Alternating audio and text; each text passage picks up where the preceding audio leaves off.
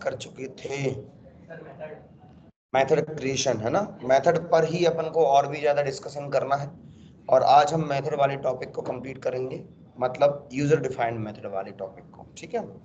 So last time no return value and no argument, ये वाली हमने डिफरेंट मेथड्स बनाई थी। No return value with argument, इसमें अपन ने ये समझा था कि वाई मेथड, है ना, मेथड का यूज क्यों करना है। तो बेसिकली इससे अपने को क्लियर हो गया था कि अपन जो ये पार्ट्स बार बार लिख रहे थे वो अपन को लिखने की जरूरत नहीं है, ठीक है। So no return value with argument, next है return value but no argument, and next one is return value with argument. तो रिटर्न वैल्यू विद आर्गुमेंट आप और भी बना सकते हो जैसे भी आप चाहो, यहाँ तक किसी को कोई कंफ्यूजन तो नहीं है। अब अपन आर्गुमेंट तो ले रहे हैं, तो लेकिन इस आर्गुमेंट में अपन अरे एज एन आर्गुमेंट, ओके। तो अपन को अरे आर्गुमेंट में पास करना है, कैसे समझते हैं, तो यही हमारा पार्ट रहेगा, रिटर्न वैल्यू विद आर्गुमेंट भी रहेगा और उसी में हमारा अरे भी पास होगा। सो मैंने अभी राइट नाउ इंटीजर टाइप का रिटर्न दिया, क्या दिया, इंटीजर टाइप का रिटर्न दे दिया है, और मैंने दे दिया टोटल सम, मेथड का नाम दे दिया टोटल सम, और इसमें मैंने पास किया इंटीजर टाइप का कोई भी नाम, लाइक इंट एक्स, वो भी किस टाइप का, अरे टाइप का, ऑल ओके। और यहाँ पर मैंने रिटर्न कर दिया है, फिलहाल के लिए लिख दिया जीरो। इतनी बात क्लियर है कि नहीं। अब राइट नाउ अपन यहाँ पे क्या कर रहे हैं, सबसे पहले मैंने किया एक वेरिएबल लिया, int sum is equal to दिया जीरो, पुराना पार्ट है, कोई अलग से नहीं है। लूप लगाया, अब समझना ये जो एक्स अरे है इसकी लेंथ क्या है ये तो अपन को अभी मालूम नहीं है, ये लेंथ और उसकी वैल्यू सारी की सारी जब आएंगी जब मैं इस टोटल सम नाम की मेथड को कॉल करूंगा। तो कॉल करते टाइम मुझे इंटीजर टाइप का अरे ही पास करना पड़ेगा। उसने पूरी का बॉक्स मांगा है तो आपको पूरी की पूरी का बॉक्स देना ही पड़ेगा, ठीक है। सो यहाँ पर अपन ने लिया फॉर, मैं लगा देता हूँ like int a colon x, for each loop लगा दिया अपन, ऑल ओके परफेक्ट। और फिर sum plus equal to, compound assignment तो आता है सभी को, प्लस इक्वल टू ए, और लास्ट में फाइनली रिटर्न कर दिया है सम को। कोई कंफ्यूजन तो नहीं, यस और नो, ठीक है। मैं टोटल सम नाम को कॉल करता हूं, टोटल सम नाम को कॉल करने पर हमें क्या पास करना है, इंटीजर टाइप का अरे पास करना है, ठीक है, जो कि अपन को एक वैल्यू रिटर्न करेगा, सिंगल वैल्यू रिटर्न करेगा इंटीजर टाइप की, ठीक है। तो मैंने कॉल किया obj dot total sum, okay. इसने मांगा है इंटीजर टाइप का अरे, क्या मांगा है, इंटीजर टाइप का अरे मांगा है। क्या मेरे पास इंटीजर टाइप का अरे है, नहीं है तो पहले बनाओ। तो मैंने इंटीजर टाइप का एक कुछ भी नाम से ए नाम से एक अरे बनाया, इसमें वैल्यूज रख दी like 15 25 35 45 and 55 like this one, okay. और यहाँ पर मैंने ए को पास कर दिया।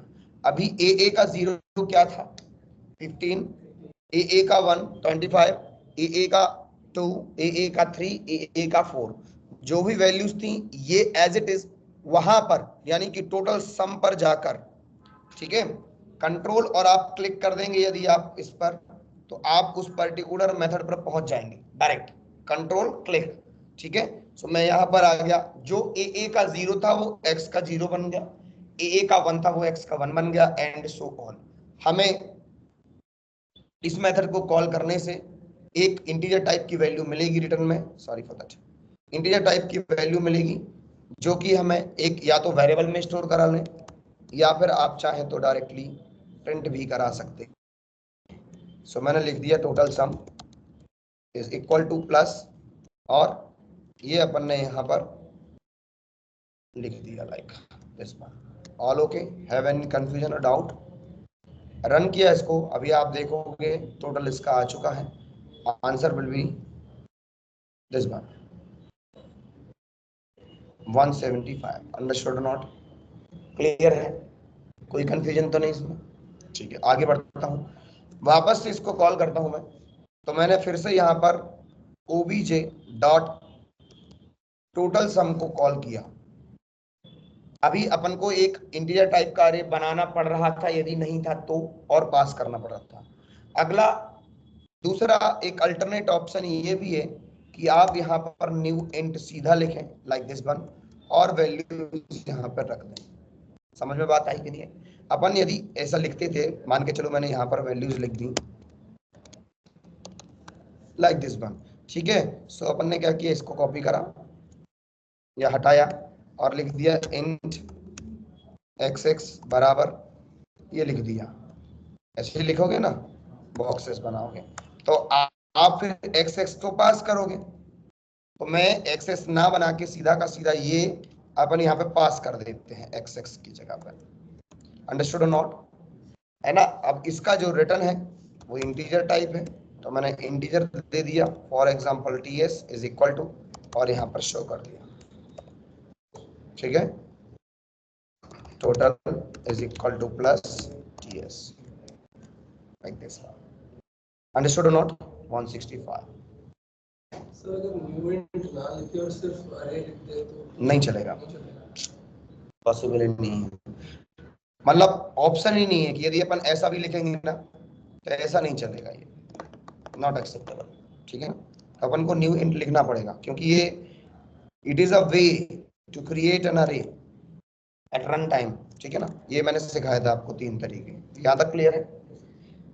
अभी अपन आगे बढ़ते हैं, इसको क्लिक करना हो तो कर लो पहले, फिर अपन फिर से अपन आगे बढ़े।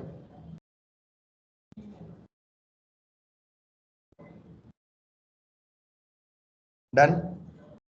नीचे कॉलिंग भी देख लेना,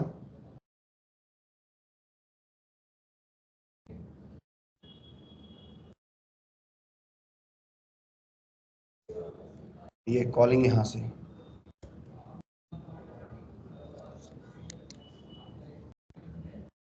ठीक है, ओके, वापस आया मैं। अभी अपन एक और मेथड बनाते हैं। अपन चाहते हैं कि जो भी मैं वैल्यू पास करूंगा, मल्टीपल वैल्यूज पास करूंगा, लाइक अरे पास करूंगा, तो उन अरे में से हर एक अरे की वैल्यू का स्क्वायर मुझे मिलेगा, समझ में? ऐसा अपन चाहते हैं, तो अपन ने क्या किया, यहां पर दिया रिटर्न टाइप इंटीजर टाइप का अरे। अच्छा सर, यहाँ जो एरे यहाँ से कॉल करते हैं तो कैसी वैल्यू पास होती है? पास वाला रेफरेंस होता है कि पास वाला? ये वाला पार्ट जो है ना सी में ही तक सीमित है, ये यहाँ पर call by value call by reference वाला पार्ट खत्म। यदि हम थोड़ा सा डीपली डिस्कस करें उस पर जाकर, तो जैसे ही आप स्ट्रिंग अरे और ऑब्जेक्ट को पास करते हो तो वहां पर रेफरेंस ही पास होता है, लेकिन इंटरनली अपन देखें तो भाई वैल्यू तो उसकी भी आ रही थी और इसकी भी आ रही है, तो ये कोई अलग से अपन इसको नहीं बना सकते कि एंड M% पास करना है स्टार लगा के, तो वो खेल वहां पे खत्म हो चुका है, ठीक है ना? तो इंटीजर टाइप का अपन ने अरे ही रिटर्न किया, ये क्या करेगा, हर एक का स्क्वायर रिटर्न करेगा, किसका, जो जो भी वैल्यूज यहाँ पर आएंगी अरे टाइप की। Understood not? रिटर्न करेंगे अपन यहाँ पर वैल्यू को, अभी मैंने नल लिख दिया, इतनी बात क्लियर है कि नहीं? यस और नो? ठीक है। नाउ सर नल रिटर्न क्यों किया अभी, यदि कुछ भी नहीं किया तो? बिकॉज ऑफ अरे हमेशा क्या स्टोर करता है, एड्रेस स्टोर करता है। यदि एड्रेस कुछ भी नहीं होता है तो नल लिखते हैं, यदि स्ट्रिंग रिटर्न करो और कुछ नहीं अपन ने लिखना है तो नल लिख दो, ठीक है? क्या क्वेश्चन है पहले बोलो।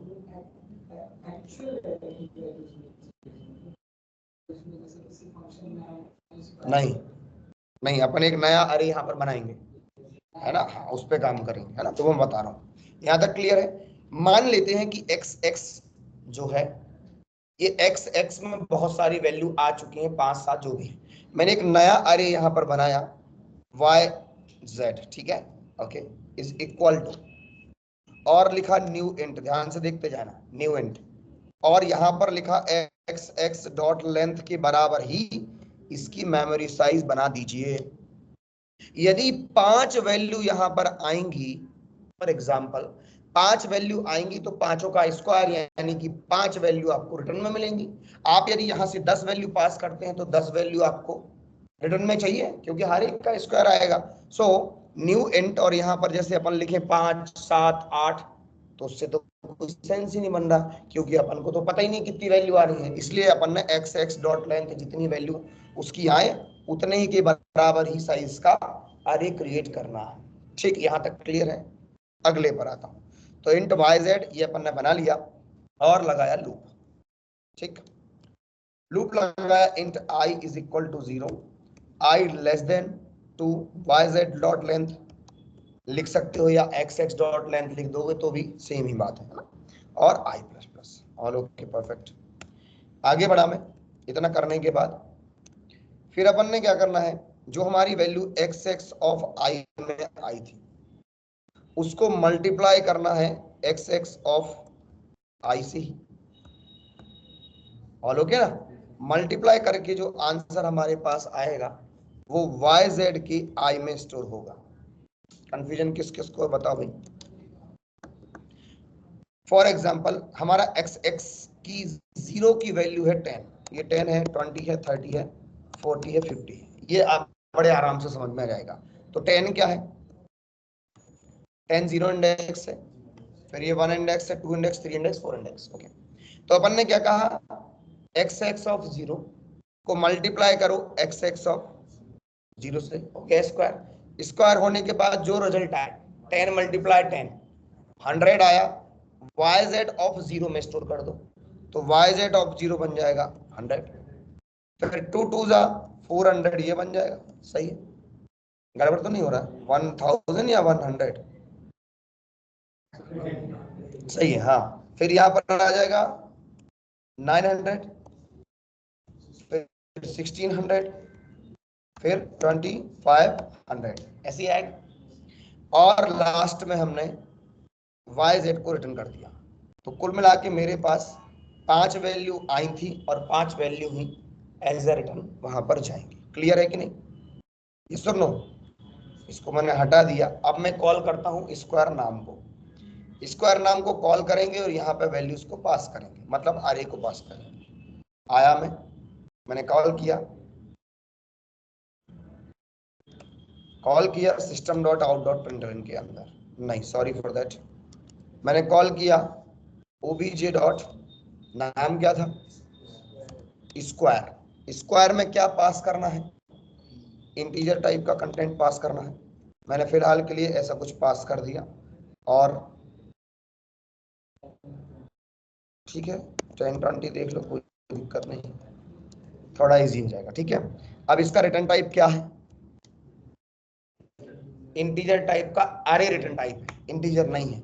सो इंटीजर टाइप का अरे अपन को यहाँ पर क्रिएट कर लेना है। जो भी, इतनी बात समझ में आई कि नहीं आई? तो सारे डेटा जो है अपने पास काय में आ चुके हैं, एएस नाम के अरे में आ चुके हैं। अब अपन ने जो है प्रिंट कराया इंट की कॉलन लगा के एएस, और यहाँ पर अपन ने क्या किया, system dot out dot println, ठीक है, और सीधा के ही प्रिंट कर दो, कोई दिक्कत नहीं है। ज़्यादा है तो ऊपर एक मैसेज दे दो, स्क्वायर्स आर, ठीक, ऑल ओके, परफेक्ट। रन किया और अभी आप देखेंगे 100 400 900 1600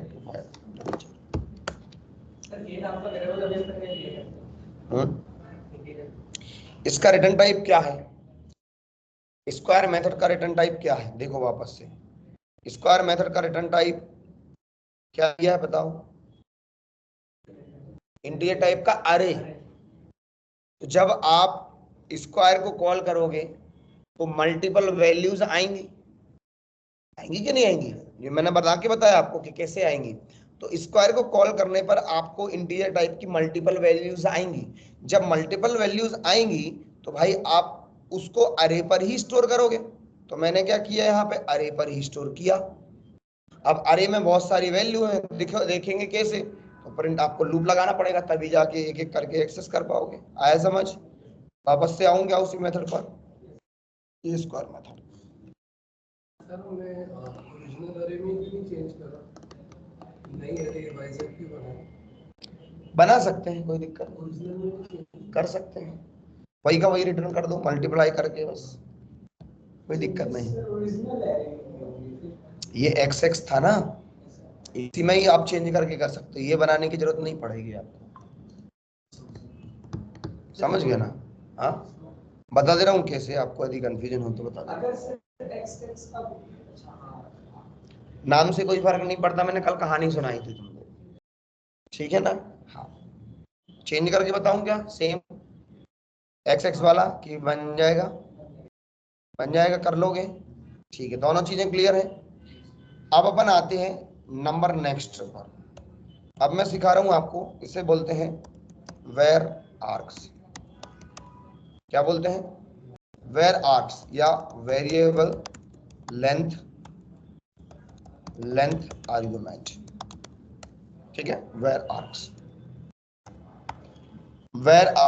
वेरिएबल लेंथ आर्गुमेंट किस तरीके से वर्क करते हैं, वेर आर्क्स कैसे वर्क करते हैं, ध्यान से समझना। पहले यदि मैं ऐड नाम की मेथड बनाता हूं और यहां पर लिखता हूं इंट ए इंट बी, तो जब आप कॉल करोगे ऐड नाम की मेथड को, तो आप 100% आपको दो ही इंटीजर टाइप के ही पैरामीटर पास करने पड़ेंगे, कंपलसरी रहेंगे।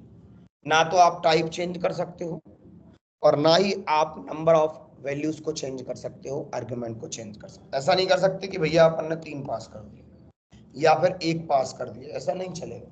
ठीक है, तो इस प्रॉब्लम को देखते हुए मान के चलो कभी मुझे जरूरत पड़ रही है कि यदि आपने कोई आर्गुमेंट पास ही नहीं किया तो टोटल सम आना चाहिए 0। मैंने 10 पास कर दिया, सिंगल आर्गुमेंट यदि पास किया तो आंसर आना चाहिए 10। मैंने 2 वैल्यू पास करी 10 20 तो आना चाहिए टोटल सम 30। मैंने पास किया 10 20 30 40 50 तो 150 इसका आंसर आना चाहिए। जो मैं पास कर दूं उसके हिसाब से ऑटोमेटिकली आंसर आए।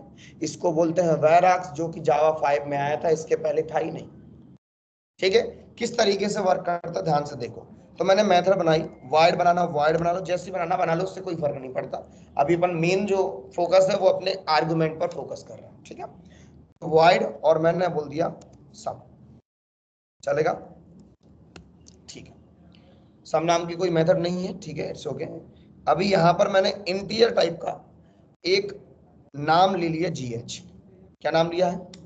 सम को कॉल करोगे कितनी वैल्यू पास करनी पड़ेगी? Single value. 2 पास कर सकते हो? नहीं कर सकते हो। लेकिन इस इंट के बाद मैंने 3 डॉट रख दिए। कितने डॉट? बस ये बन गया वेरिएबल लेंथ आर्गुमेंट या वेर आर्क्स। कैसे वर्क करेगा? तो अपन को इसको मान के चलना पड़ेगा, इस GH नाम के वेरिएबल को, किसी भी वेरिएबल को यदि 3 डॉट लगा के आपने लिखा है तो मान के चलना पड़ेगा कि ये मल्टीपल वैल्यू को होल्ड करके रख रहा है। ऐसा आप एज्यूम पहले से कर लो। रख रहा है नहीं रख रहा है वो जाने, उसका काम जाने। ठीक है, लेकिन अपन को एज्यूम करके रखना पड़ेगा कि GH के अंदर इंटीजर टाइप की मल्टीपल वैल्यूज अवेलेबल हैं। मैंने लिया इंट s बराबर 0 रख दिया। ठीक, लूप लगाया, फॉर ईच लूप, और यहाँ पर इंटीजर टाइप का एक मैंने वेरिएबल ले लिया f, कॉलन लगाया, GH को रख दिया। All okay, s plus equal to f। कोई कंफ्यूजन तो नहीं? और लास्ट में फाइनली मैंने क्या लिख दिया यहाँ पर? Total sum is equal to plus s। कोई कंफ्यूजन तो नहीं? यस और नो? अब मैं इसको कॉल करता हूं, किसको? सम नाम की मेथड को। ध्यान से देखना आप, अब जब मैं सम नाम की मेथड को कॉल करूंगा, एक डिजाइन बना दूं पहले यहाँ पर, ठीक है, अलग से दिखाई देगा। तो अपन आए यहाँ पर, सबसे पहला काम obj.sum, और सम में मैंने कुछ भी पास नहीं किया, नथिंग। कोई एरर दे रहा है क्या? No error. मैंने रन किया, सम की वैल्यू यहाँ पर आ जाएगी 0। मैंने obj.sum पास किया और यहाँ पर लिख दिया 11 22 33 और 44। कोई दिक्कत नहीं, 4 वैल्यू का सम मैंने यहाँ पर कर दिया। अभी आप आंसर अगेन देखोगे, इसका टोटल आपको मिल गया 110। ठीक है, 110 मिल गया। फिर obj.sum 20 और 30 पास कर दिए, 2 ही आर्गुमेंट, कोई दिक्कत नहीं है, आपको 50 आंसर इसका मिल जाएगा। All okay. फिर अगेन आगे बढ़ा मैं, obj.sum, बोले सर मैंने तो as को ही पास कर दिया, अरे को ही पास कर दिया, कोई दिक्कत नहीं है, आप पास कर सकते हो। तो अरे में जितनी भी वैल्यूज थी 10 20 30 40 50 जो भी है उसका सम आपको मिल जाएगा, जो भी था उसका सम मिल जाएगा। अंडरस्टूड और नॉट? 10 20 30 40 नहीं, स्क्वायर का टोटल मिला है ना। सो ये अपने को मिल गया। समझ में आया कि नहीं आया? इसको बोलते हैं var args, variable length argument. लिख लीजिए। यहाँ पर हमारा मेथड का पार्ट खत्म। आगे देखेंगे अपन मेथड में क्लास को कैसे पास करते हैं और क्लास वगैरह रिटर्न कैसे होती है, ये भी अपन सीखेंगे जब हम ऑब्जेक्ट ओरिएंटेड प्रोग्रामिंग पढ़ेंगे तब। ठीक है।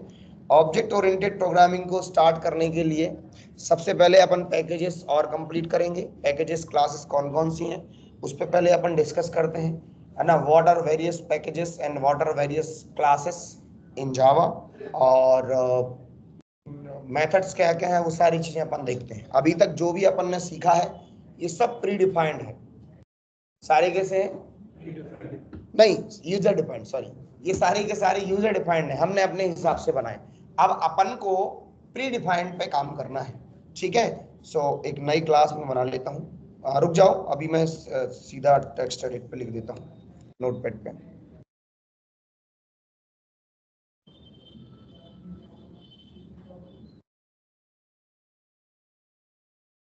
ओके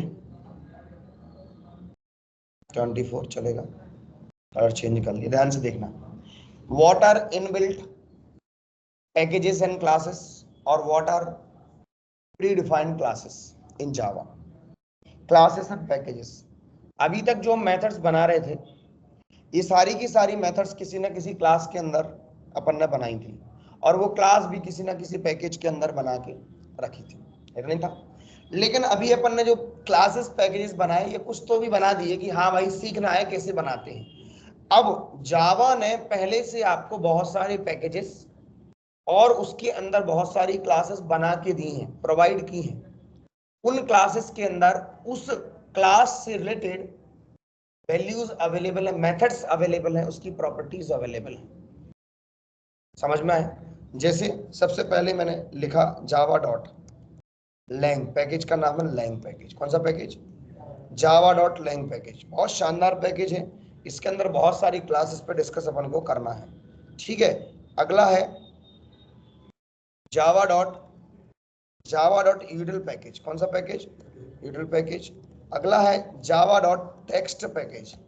अगला है जावा डॉट आईओ पैकेज। अगला है जावा डॉट लैंग हो गया, यूटिल हो गया, टेक्स्ट हो गया, आईओ हो गया, time package. Java dot AWT package, जावा x dot swing package, Java dot SQL package, जावा एक्स डॉट सर्वलेट पैकेज। ऐसे बहुत सारे पैकेजेस अवेलेबल हैं। ठीक है, जिनमें मैंने कुछ नाम यहाँ पर लिखे हुए हैं। जावा डॉट लैंग पैकेज के अंदर बहुत सारी क्लासेस अवेलेबल हैं। क्लास का नाम है, सबसे पहले क्लास का नाम क्या लिखा मैंने? Object class. सो ऑब्जेक्ट नाम की यहाँ पर क्लास ये हो गई, ये क्लास का नाम है। Object is not an object, it is the class name. तो ऑब्जेक्ट नाम की class Java dot lang package के अंदर एग्जिस्ट करती है। अगली क्लास का नाम है, बोलते जाओ, स्ट्रिंग क्लास।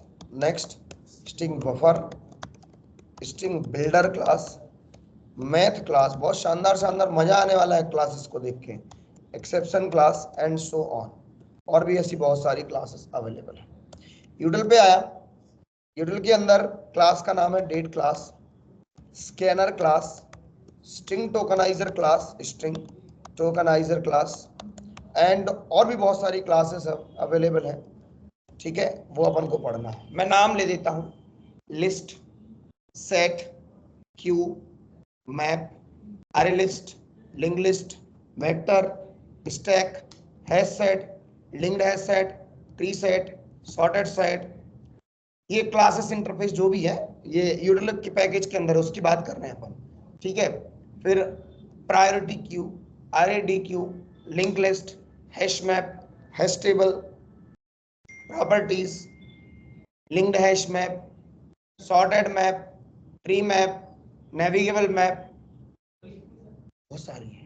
हाँ, गिनती नहीं है कि इतनी गिनती है, ठीक है। तो ऐसी बहुत सारी क्लासेस हैं, ये सब पढ़ेंगे। ये पढ़ेंगे। ये जो क्लासेस के नाम मैंने इतने सारे बोले हैं, ये सब हम लोग डिस्कस करते हैं कलेक्शन फ्रेमवर्क में। तो ओओपी, ओओपी के बाद अपना चलेगा एक्सेप्शन हैंडलिंग, उसके बाद अपना आएगा कलेक्शन फ्रेमवर्क। ओओपी तो बहुत बड़ा पार्ट है और उसमें बहुत सारी चीजें आने वाली हैं जो अभी तक आप लोगों ने नहीं पढ़ी। हाँ जी, बिल्कुल पढ़ेंगे, है ना। और कलेक्शन फ्रेमवर्क के साथ ही साथ जेनरिक पढ़ेंगे, ऑटो बॉक्सिंग, अनबॉक्सिंग पढ़ेंगे। तो ऐसे बहुत सारी, फिर आईओ, फिर आईओ पैकेज आएगा। ऐसे बहुत सारी क्लासेस और पैकेज पे काम करना है, ठीक है। टेक्स्ट, टेक्स्ट पैकेज जो है इसमें आता है सिंपल डेट फॉर्मेट, ठीक है। एक और पार्स एक्सेप्शन भी लिख देते हैं, पार्स एक्सेप्शन। ऐसी और भी क्लासेस यहाँ पर हैं, ठीक है। कंपेरेबल, कंपेरेटर, बहुत सारी रह गई हैं आपको, बहुत सारी चीजें अलग अलग है। फिर आईओ पर आते हैं। आईओ, आईओ में होती है फाइल क्लास, और बाकी नाम ले दे रहा हूँ। ये अपन पूरा पढ़ेंगे फाइल हैंडलिंग में, सीरियलाइजेशन डिसीरियलाइजेशन में पढ़ेंगे, वहां पर पढ़ते हैं, ठीक है। File writer, reader, file reader, file writer, output stream, input stream, file input stream, file output stream, buffer input stream, buffer output stream, buffer reader, print writer, print reader, string, sorry, filtered input stream, filtered output stream, data input stream, data output stream, object input stream, object output stream. और भी ऐसी बहुत सारी classes अपन वहां पर पढ़ते हैं। Time package में अभी अपन लिख देते हैं लोकल डेट टाइम, सबसे बेस्ट ऑप्शन, लेकर लोकल डेट टाइम, जिसपे अपन काम करने वाले हैं, ठीक है। एडब्ल्यूटी, एडब्ल्यूटी जैसे आपको ये दिख रहा है, क्या दिख रहा है, ये जस्ट लाइक नोटपैड, वर्डपैड, कुछ भी बोल दो, ये आपको दिख रहा है। तो ऐसा जो जीयूआई इंटरफेस बनाने के लिए हम एडब्ल्यूटी का यूज करते थे जावा में। अभी जावा एक्स डॉट स्विंग का यूज किया जाता, ये भी लगभग था। अभी जावा एफएक्स पे काम होता है, यदि डेस्कटॉप बेस्ड एप्लीकेशन बनाना है तो। डेस्कटॉप बेस्ड एप्लीकेशन का मतलब होता है नोटपैड, वर्डपैड, पेंट ब्रश, जो यहाँ पर चलते हैं ना उसी सिस्टम पे, वो हमारे desktop based application, stand alone application कहलाते हैं, ठीक है ना। AWT का full form abstract window tool kit, abstract window tool kit, ये फुल फॉर्म है एडब्ल्यूटी का, ठीक है ना। फुल फॉर्म ही याद कर लो तो बहुत बड़ी चीज है, इतने सारे हैं अभी तो, ठीक है। फिर अपन आते हैं, हाँ 2 मिनट, ठीक है। एडब्ल्यूटी में जैसे अपन ने लिया टेक्स्ट फील्ड, टेक्स्ट फील्ड, ठीक है। Password field, password field, button, button, flow layout, table layout, grid layout, ऐसे बहुत सारे हैं। मेन्यू बार, मेन्यू, जो कुछ भी चीजें होती है ना सब यहाँ पे अवेलेबल है। स्विंग में जे लग जाता है, इंदौरी वाला जे बात बोलते हैं ना, तो जे टेक्स्ट फील्ड, जे पैनल, जे फ्रेम, ये फ्रेम था वहां पर, यहाँ पर था फ्रेम, है क्या था, यहाँ पर फ्रेम था, और यहाँ पर जे फ्रेम, वहां पैनल था, यहाँ पर जे पैनल। आया बात समझ में कि नहीं। जे टेक्स्ट फील्ड, जे पासवर्ड फील्ड, जे मेन्यू बार, जे मेन्यू, जे बटन, ठीक है। ऐसी बहुत सारी क्लासेस यहाँ पर अवेलेबल होती हैं। जावा डॉट एसक्यूएल की बात करें तो एसक्यूएल बहुत बड़ा पार्ट है, इसमें होते हैं connection, prepaid statement, statement, result set, Meta data, ठीक है। और driver, driver manager, time stamp, ऐसी बहुत सारी चीजें यहाँ पर अवेलेबल होती हैं, एग्जिस्ट करती हैं। सर्वलेट भी आगे का पार्ट है, HTTP servlet request, HTTP servlet response, HTTP session, ऐसी बहुत सारी चीजें यहाँ पर सर्वलेट के अंदर आती हैं। इसको पहले नोट डाउन करें, फिर अपन और डिस्कस करें। तो नोट करें।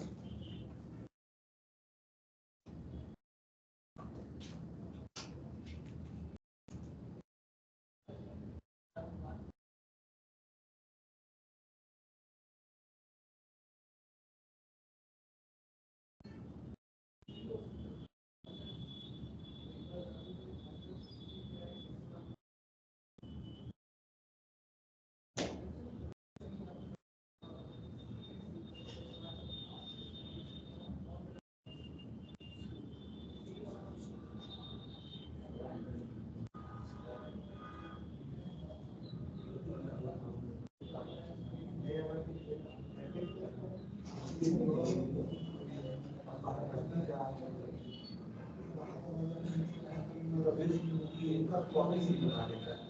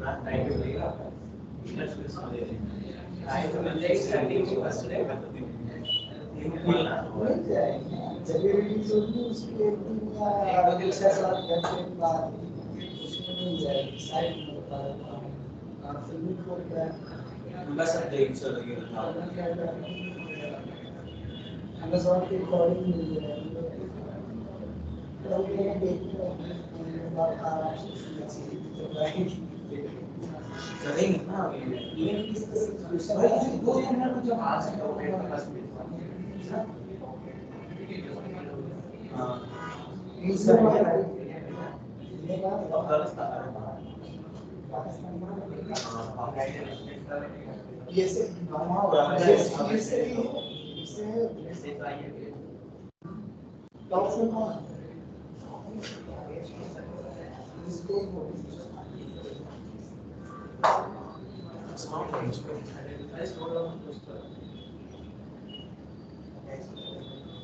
कहाँ पे था है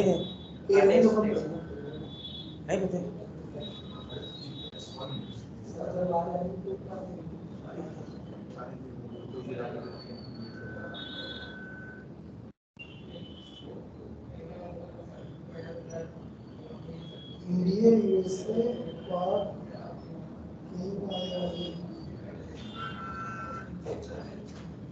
हाँ जी, डन, अंडरस्टूड।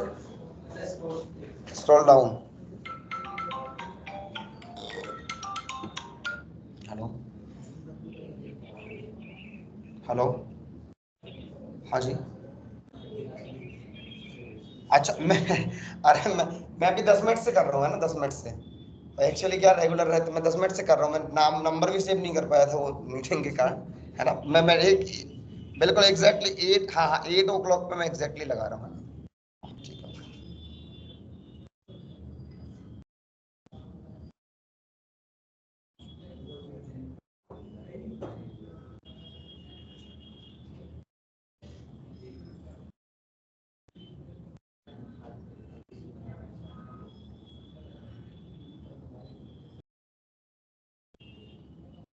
Done, okay. तो अभी अपन कल से स्टार्ट करेंगे, स्ट्रिंग हैंडलिंग वाला पार्ट अपन कर लेंगे पहले, फिर इसके बाद एक एक करके अपन क्लासेस पे फोकस करेंगे। तो स्ट्रिंग हो गया, string buffer, string builder, string little pool का कॉन्सेप्ट क्या होता है, मैथ क्लास, ओटीपी वगैरह जनरेट कैसे करते हैं, ये सारी चीजें अपन इसमें सीखने वाले हैं। ठीक है, तो ये अपन स्टेप बाय स्टेप लर्न करेंगे। ठीक है, और कोई कंफ्यूजन तो नहीं? ये लिख लिया पूरा, क्लोज कर दूं और रीड कर रहा हूँ, जुलाई में exam will discuss about it.